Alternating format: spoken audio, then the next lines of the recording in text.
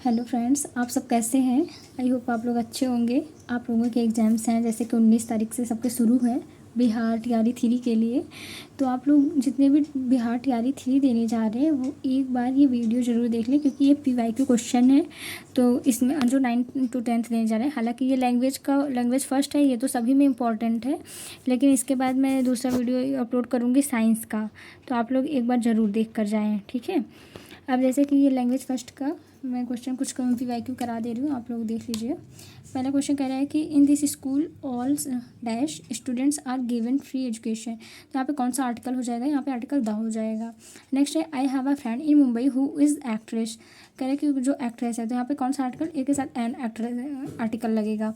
Third है which of the following is not a river, तो बे of Bengal हो जाएगा। Which of the following is not a part of drawing room का part कौन सा नहीं है, चिमनी हो गया, वॉशिंग मशीन, ये सब ड्राइंग रूम का पार्ट तो नहीं होते हैं। तो ये एक से ज़्यादा है तो more than one of the above हो जाएगा। कह रहा है टुडे इज संडे, आज संडे है, then day before yesterday was, तो उसके पहले का दिन क्या था, आज जब संडे है तो कल सैटरडे रहा होगा, सैटरडे के पहले का दिन फ्राइडे हो जाएगा। कह रहे November comes after the month of, नवंबर किस महीने के पहले आता है। तो इसमें कहीं आपको अक्टूबर दिख रहा है, नहीं दिख रहा है, तो यहाँ पे नन ऑफ द अबव हो जाएगा। Husband's brother is, husband brother को क्या बोलते हैं, ब्रदर इन लॉज बोलते हैं, सबको आपको पता होगा।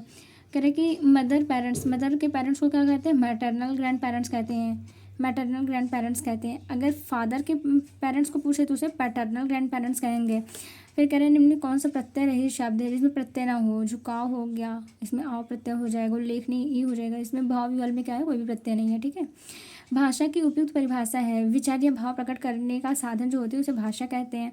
कह रहे स्वर के कितने प्रकार होते हैं, स्वर के 3 प्रकार होते हैं, आप सबको पता ही है। ह्रस्व स्वर कौन होता है, जिसमें कम मात्रा इजली मतलब बोल सकते हैं, वो क्या हो गया हमारा, ह्रस्व स्वर हो गया, छोटा छोटी ये सब हो गए, ठीक है। उच्चारण के आधार पर व्यंजन का वर्ण कितने भागों में रहता है, 8 प्रकार होते हैं व्यंजन के लिए, जिसमें सभी आते हैं, हाँ, ठीक है। अल्प प्राण ध्वनि कौन सी होती है, अल्प प्राण जिसमें बहुत कम वायु मात्रा की आवश्यकता होती है, जैसे चा बोल दिए, और का, गा, छा, ये सब हो गया।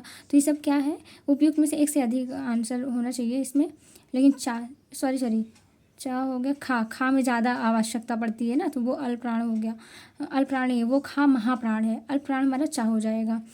फिर है घोष ध्वनि कौन सी होती है, घोष ध्वनि किसे कहते हैं, जो हमारा पहला और दूसरा छोड़ गया, यानी 3 4 5 ये हमारे क्या होते हैं, 3 4 5 शब्द के जो शब्द लिए जाते हैं वो हमारे घोष कहलाते हैं। तो इसमें जैसे कि का खा छोड़ के गा हो गया, गा के बाद जा है, ये भी चाचा छोड़ के जा आ गया, तीसरा शब्द आ गया, का खा गा घा, तो ये सब हमारे घोष ध्वनि, ये क्या हो जाएगा, उपयुक्त में एक से अधिक हो जाएगा, क्योंकि गा भी मैं जा भी ये सारे हैं। फिर आता है नेक्स्ट स्पर्शी व्यंजन क्या होते हैं, स्पर्शी व्यंजन जो व्यंजन जैसे कि का वर्ग, पा वर्ग, चा वर्ग, ये सारे क्या हैं, हमारे स्पर्शी व्यंजन होते हैं। 25 स्पर्शी व्यंजन होते हैं, तो इसमें एक से अधिक हो जाएगा, क्योंकि पा फा बा बा मा ये सारे क्या स्पर्शी व्यंजन है। अग्नि शब्द का विशेषण है, आग नहीं हो जाएगा इसका विशेषण, ठीक है। अब नेक्स्ट आता है हमारा प्रकृति व्यंजन किसे कहते हैं, रा को प्रकृति व्यंजन बोला जाता है। अब अर्धस्वर किसे कहते हैं, जिसमें एक से या वा ये सारे हमारे क्या हैं, ये हमारे अर्धस्वर में गिने जाते हैं, तो एक से अधिक हो गया क्योंकि दोनों सही है। चा वर्ग का व्यंजन है, चा में क्या हो गए, चा छा जा, उसी आता है व्यंजन, तो ये हमारे एक से अधिक हो जाएंगे। कि विहग गा, ये सब क्या कह रहा है कि विकल्प में कौन सा युग में पक्षी के पर्याय, तो विहग पक्षी को कहते हैं, खग को पक्षी कहते हैं, तो खा और गा हो जाएगा। अब कह रहा है कि विकल्प शब्द का कौन सा युग्म सही है, तो इसमें कौन सा सही है, का पुरुष काया, विकल्प नहीं बन रहा है ना, तो हमें विलोम शब्द देखना है, कुछ सा निंदा ये नहीं होगा, इसमें कोई भी नहीं होगा। फिर आता है कौन सा वाक्य कह रहा है अशुद्ध है, शुद्ध इसमें कौन सा दिख रहा है, यह कहना आपकी गलती है, मुझे यह काम संभव नहीं होगा, चरखा चलना चाहिए, कोई भी अशुद्ध नहीं दिख रहा है, तो इसमें उपयोग में कोई नहीं हो जाएगा। रचना के आधार पर कौन सा विकल्प वाक्य का भेद नहीं है, तो उपवाक्य हो गया, ठीक है। और सारे तो संयोग सरल वाक्य ये सब तो वाक्य भेद होते हैं रचना के आधार पे, लेकिन उपवाक्य हो गए ये हमारे भेद नहीं है। जिन शब्दों में न्यूनता लघुता हीनता या तुच्छता का बोध हो उसे क्या कहते हैं, उनार्थक शब्द कहते हैं। जिसे बुलाया ना गया हो वाक्यांश के लिए प्रयुक्त एक शब्द क्या होगा, अनाहूत, जिसे बुलाया ना गया हो। संज्ञा की माप तौल का बोध कराने वाले विशेषण कहलाते हैं परिमाणवाचक, आपने पढ़ा होगा विशेषण संख्यावाचक सावधान परिमाणवाचक, तो परिमाण में जिसमें नाप तौल ये सब करते हैं तो वो हमारा परिमाणवाचक हो जाएगा। रचना के आधार पर जल शब्द की किस कोटि का आता है, तो रूढ़ शब्द हो गया, जिसे और अधिक तोड़ा ना जा सके। हाँ, निम्नलिखित कौन सा मातृक छंद है? दोहा, सोरठा, ये सब हमारे क्या होते हैं? मातृक छंद होते हैं। तो ये उपयुक्त में से एक से अधिक हो जाएगा। फिर आता है उदित उदयगिरि मंच पर रघुवर बाल पतंग, बिकसे संत सरोज सब हरे लोचन श्रृंग। इसमें कौन सा? ये रूपक अलंकार हो जाएगा।